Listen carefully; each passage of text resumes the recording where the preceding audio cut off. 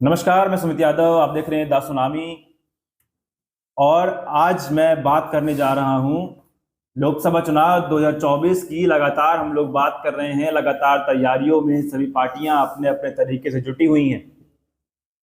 इस लोकसभा चुनाव की रेस में उत्तर प्रदेश सबसे महत्वपूर्ण। बार बार हम इस बात की चर्चा करते हैं।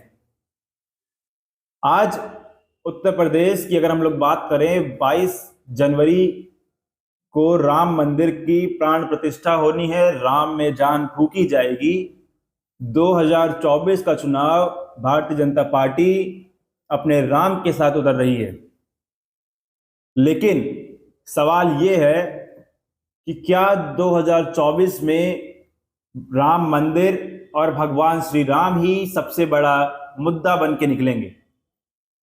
कुछ समय पीछे चलते हैं और याद करते हैं जब बाबरी मस्जिद का विध्वंस हुआ और राम के नाम पे, राम लहर के नाम पे भारतीय जनता पार्टी ने चुनाव लड़ना चाहा और काशी राम और मुलायम सिंह यादव के गठबंधन के बाद जो नारा लगा कि मिले मुलायम काशी राम, हवा में उड़ गए जय श्री राम।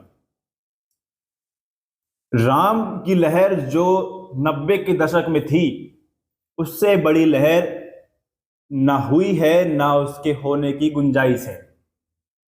2024 में राम मंदिर का निर्माण, 22 जनवरी को राम मंदिर की प्राण प्रतिष्ठा, भारतीय जनता पार्टी पूरे अपने बल के साथ इस कोशिश में है कि राम वो चुनावी मुद्दा बन पाए और राम भारतीय जनता पार्टी की नाव को पार लगा पाए।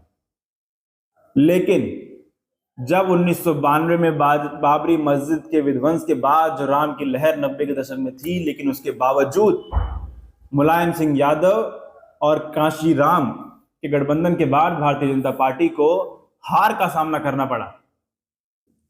और 2024 में भी भारतीय जनता पार्टी राम के साथ उतर रही है। तो क्या भारतीय जनता पार्टी राम के बदौलत 2024 का चुनाव जीत पाएगी? वहीं अगर मैं दूसरी तरफ की बात करूं तो इंडिया अलायंस लगभग बन के तैयार खड़ा है। सभी पार्टियां लगातार आपस में बातचीत कर रही हैं। सीटों के बंटवारे को लेके जो भी मसला है उसको सुलझाने का प्रयास किया जा रहा है। एक तरफ राहुल गांधी मणिपुर से लेके, मणिपुर आप जानते हैं काफी चर्चा में रहा बीते दिनों से, और क्या क्या चीजें वहां हुई। मणिपुर से राहुल गांधी यात्रा शुरू करते हैं और जो भारत जोड़ो यात्रा थी उसका नाम बदलकर भारत जोड़ो न्याय यात्रा उसमें करते हैं, क्योंकि जो मणिपुर के लोगों के साथ जो अन्याय हुआ, तो न्याय यात्रा राहुल गांधी निकाल रहे हैं। और मणिपुर के रास्ते वो नागालैंड पहुंची है। नागालैंड, असम, अरुणाचल, बंगाल, बिहार, छत्तीसगढ़, उत्तर प्रदेश होते हुए मध्य प्रदेश के रास्ते वो महाराष्ट्र तक उस यात्रा को जाना है।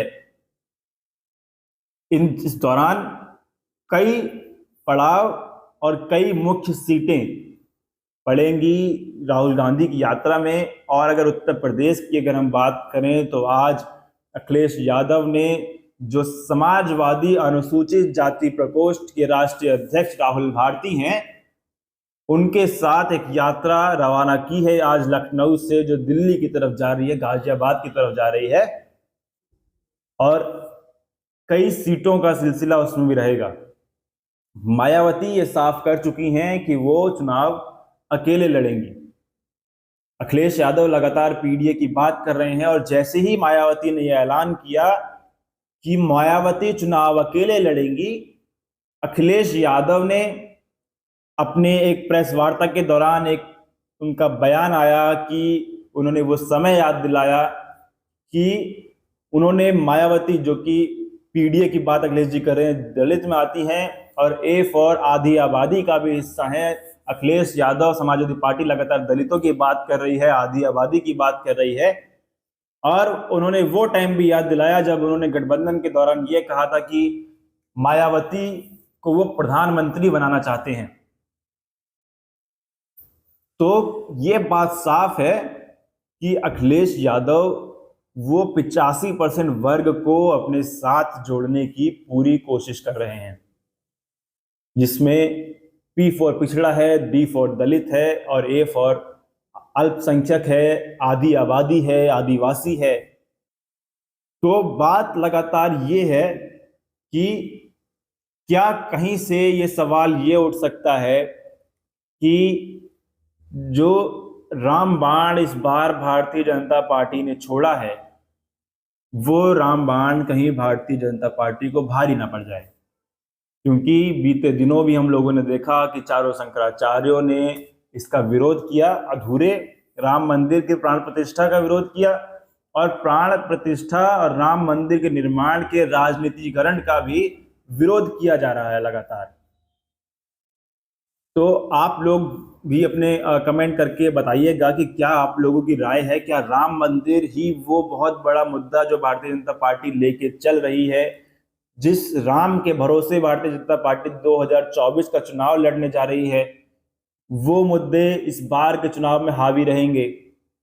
या फिर जो राहुल गांधी एक भारत जोड़ो न्याय यात्रा लेके निकले हैं, जिसमें वो उन सभी वर्गों से मिलने का प्रयास कर रहे हैं जो पीड़ित है, शोषित है, जिसके साथ अन्याय हो रहा है।